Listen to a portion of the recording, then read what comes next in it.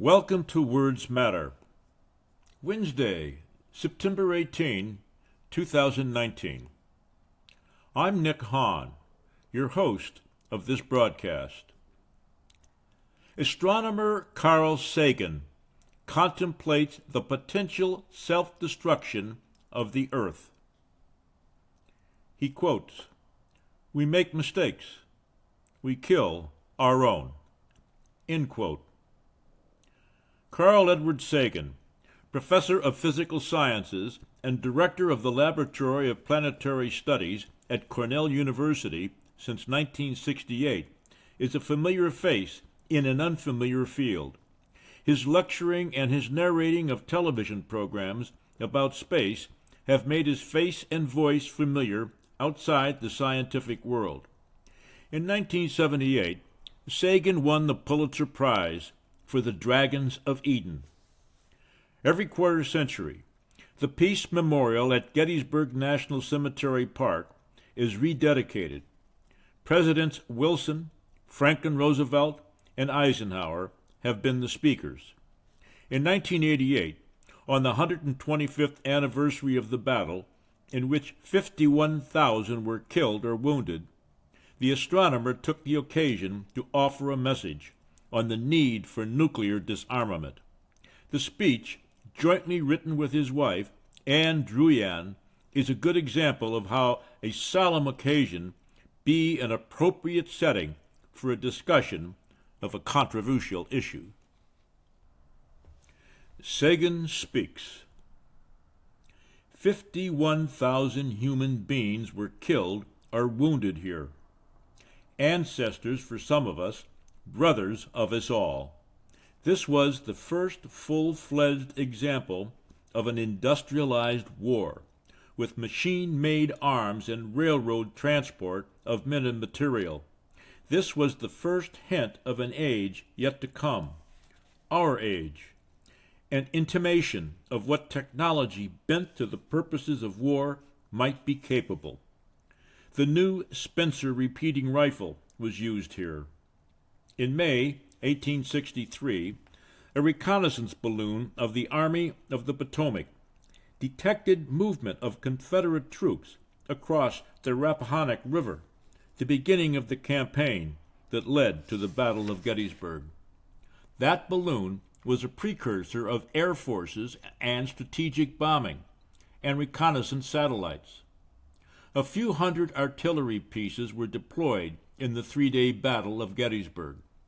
What could they do? What was the war like then? Ballistic projectiles launched from the cannons that you can see all over this Gettysburg Memorial had a range, at best, of a few miles. The amount of explosives in the most formidable of them was some 20 pounds, roughly 1/100th of a ton of TNT. It was enough to kill a few people. But the most powerful chemical explosives used 80 years later in World War II were the blockbusters, so called because they could destroy a city block. Dropped from aircraft after a journey of hundreds of miles, each carried about 10 tons of TNT. Enough to kill a few 100,000 people. One bomb. A few years later, the United States and the Soviet Union developed the first thermonuclear weapon, the first hydrogen bomb. Some of them had an explosive yield equivalent to 10 million tons of TNT, enough to kill a few million people. One bomb.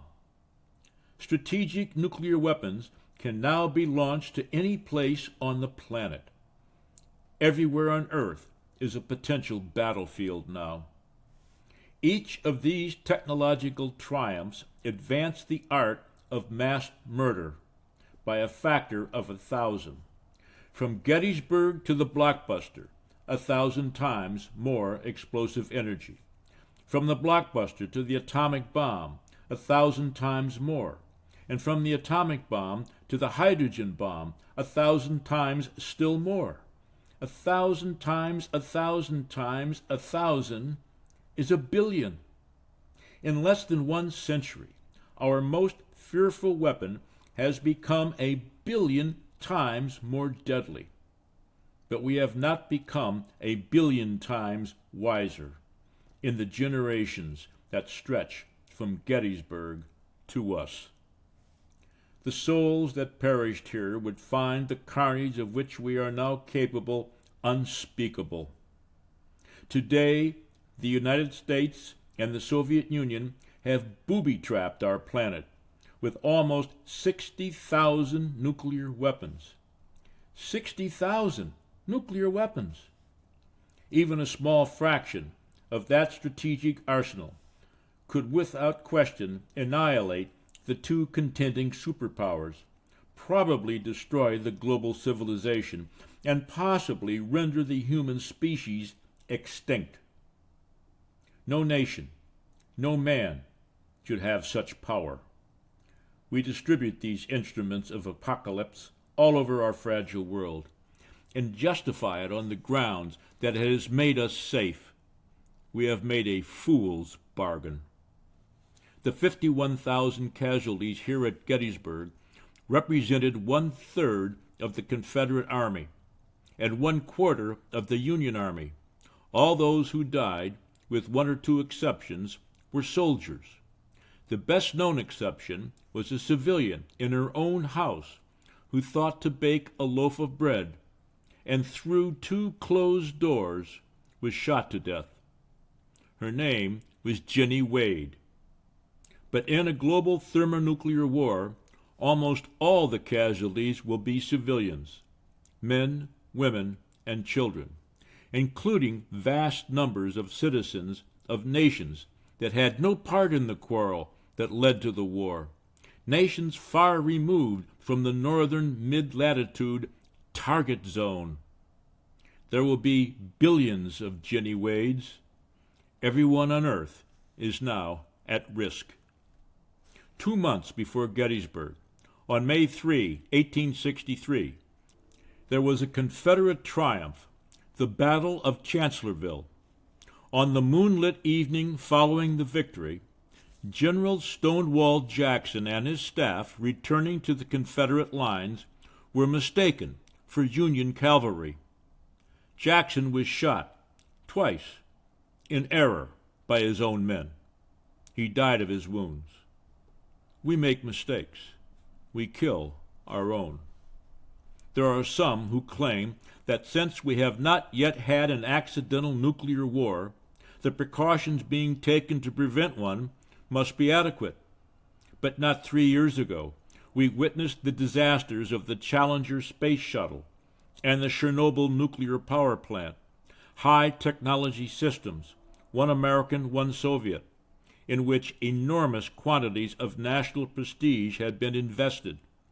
There were compelling reasons to prevent these disasters. In the preceding year, confident assertions were made by officials of both nations that no accidents of that sort could happen. We were not to worry. The experts would not permit an accident to happen. We have since learned that such assurances do not amount to much. We make mistakes. We kill our own. This is the century of Hitler and Stalin. Evidence, if any were needed, that madmen can seize the reins of power of modern industrial states.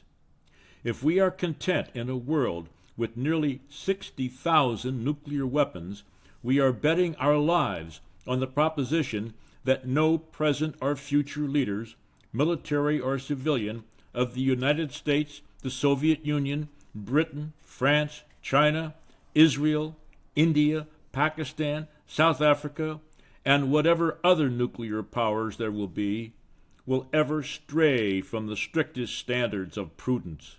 We are gambling on their sanity and sobriety, even in times of great personal and national crisis, all of them for all time to come.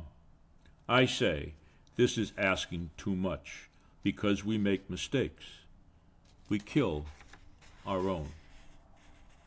We have made a fool's bargain.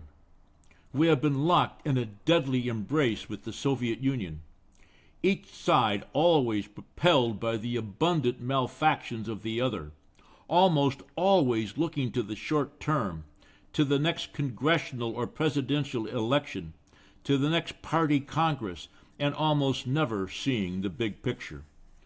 Dwight Eisenhower, who was closely associated with this Gettysburg community, said, quote, "The problem in defense spending is to figure out how far you should go without destroying from within what you are trying to defend from without." End quote. I say, we have gone too far. The Civil War was mainly about union in the face of differences.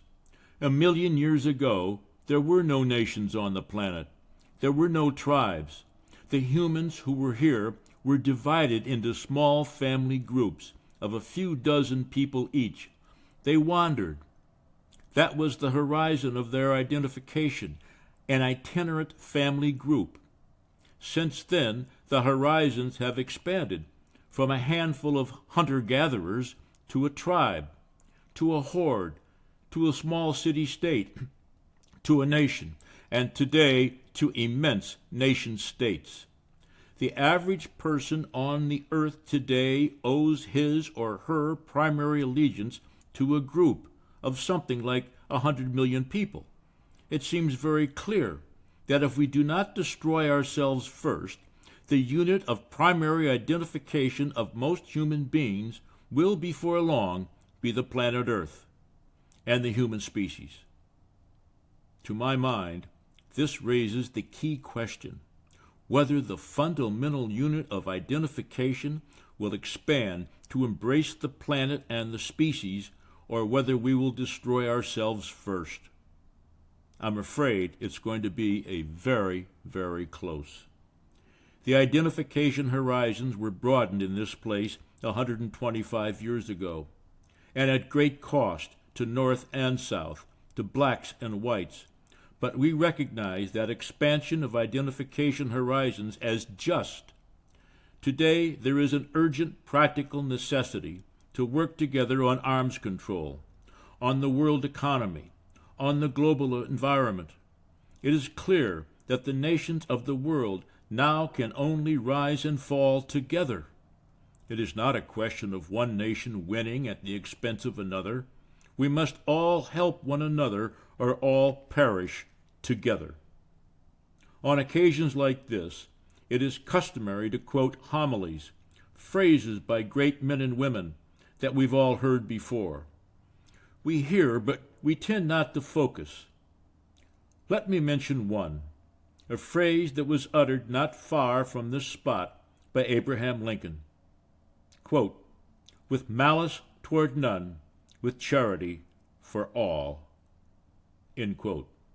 Think of what that means. This is what is expected of us, not merely because our ethics command it or because our religions preach it, but because it is necessary for human survival. Here's another. A house divided against itself cannot stand. Let me vary it a little. A species divided against itself cannot stand. A planet divided against itself cannot stand. And to be inscribed on this eternal light peace memorial, which is about to be rekindled and rededicated, is a stirring phrase. Quote, "A world united in the search for peace." End quote. The real triumph of Gettysburg was not, I think, in 1863, but in 1913, when the surviving veterans, the remnants of the adversary forces, the blue and the gray, met in celebration and solemn memorial.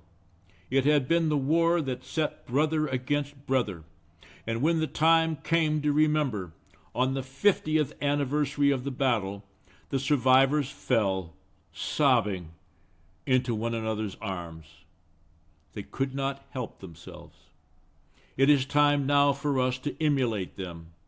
NATO and the Warsaw Pact Israelis and Palestinians, whites and blacks, Americans and Iranians, the developed and the underdeveloped worlds. We need more than anniversary sentimentalism and holiday piety and patriotism. Where necessary, we must confront and challenge the conventional wisdom. It is time to learn from those who fell here. Our challenge is to reconcile not after the carnage and the mass murder, but instead of the carnage and the mass murder. It is time to act. Whoa, powerful words from Carl Sagan. Words matter. I'll see you next time.